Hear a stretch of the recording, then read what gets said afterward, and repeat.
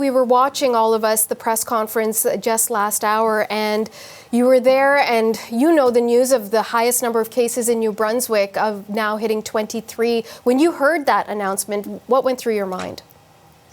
Well, obviously, it's very concerning. I mean, we've been watching certainly across the country how the cases have been rising quickly, anticipating, it would only be a matter of time we would see something happening here, and here it is. So it's very concerning. We've gone into zone orange in a couple of zones, and as you know, in southern New Brunswick, and we have contact traced. We believe we have a handle on it, and we expect to see the cases continue to rise for the next several days. Premier, during that press conference, you said so many things, some of which were imploring the public. They were a little bit concerning and distressing, and some of them were really inspiring. And I want to go through some of what you said, beginning with a sort of warning that you offered, asking people, please don't give up, and that the bubble is about to burst. What exactly did you mean when you said that? Well, to date, we've had a couple of times, maybe 3 overall so far, that we've gone back into an orange zone, a higher zone, after being in yellow for some time across the province. We've recovered from that in all cases, but here we are now. We've seen in the last few months, we've gone back into orange in one area twice, and in St. John zone, we've hit it's increased rapidly. So we're seeing an outbreak. Not that we didn't expect to see cases, but we've seen an outbreak. But more disturbing, of course, is that the outbreak has been from just not following public health rules. From what we've seen as evidence so far, and not isolating properly.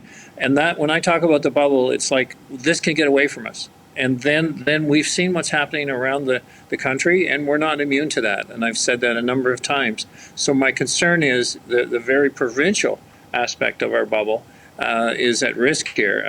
And that is a big concern, obviously. And my colleagues are facing this everywhere. But I want a warning out, but I think we can be better. We've shown that we can be better. We've shown the people in our province have been, it's been amazing how well we've stuck together thus far and been able to hold the pandemic and keep the curve flattened.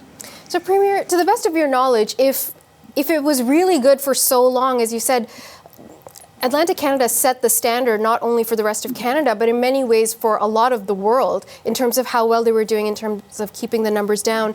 But right now, people aren't abiding by the guidelines. What do you think has changed, and why aren't they abiding? I think we may have had a bit of complacency set in where there really wasn't a COVID activity in the province.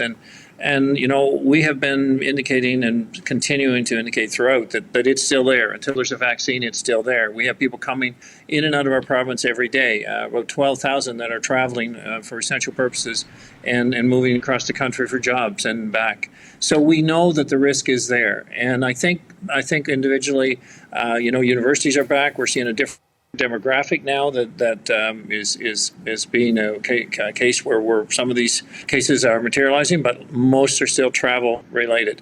The idea of the COVID experience is real across Canada. It's real in New Brunswick, and we need to be sure that people don't forget that. Well, this is a wake-up call.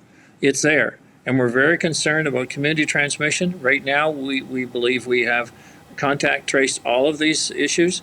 But that doesn't mean that community transmission couldn't happen. We're seeing that as a potential to our neighbors, and in some cases it's very, very real. So we're hoping to tighten up on the attitude that we can beat this. We can get back to our standards that we've set for ourselves that are high, and we can only do it in one way, but we're all focused to achieve this together.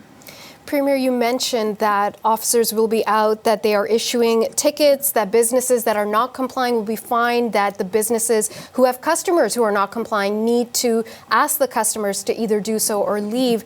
And I just wonder, because in so many locations around the world, we've seen such tremendous anger against this and pushback, and people just refusing because they feel like they've had enough or that it's infringing on their rights. Do you worry at all that there will be a pushback?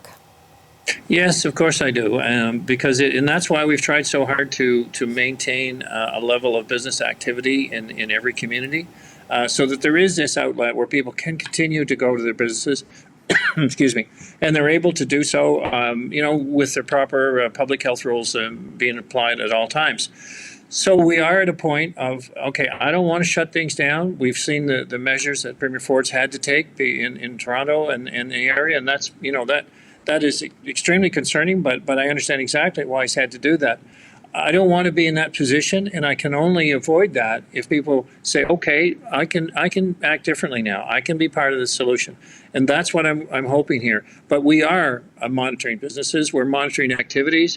We have our public safety officers that are out in force in these two orange zones particularly, and we will enforce the rules because we can't lose sight of how good we've been and how good we can be. And here we are in the 11th hour prior to a vaccine. Let's not give up hope now. We need to be so thankful for what we have in our province. We cannot lose hope. We will have a vaccine soon. We're reading about it every day. But let's stay focused, and that's our goal. Premier Higgs, thank you so much for your time today, sir. Wishing you the best of luck.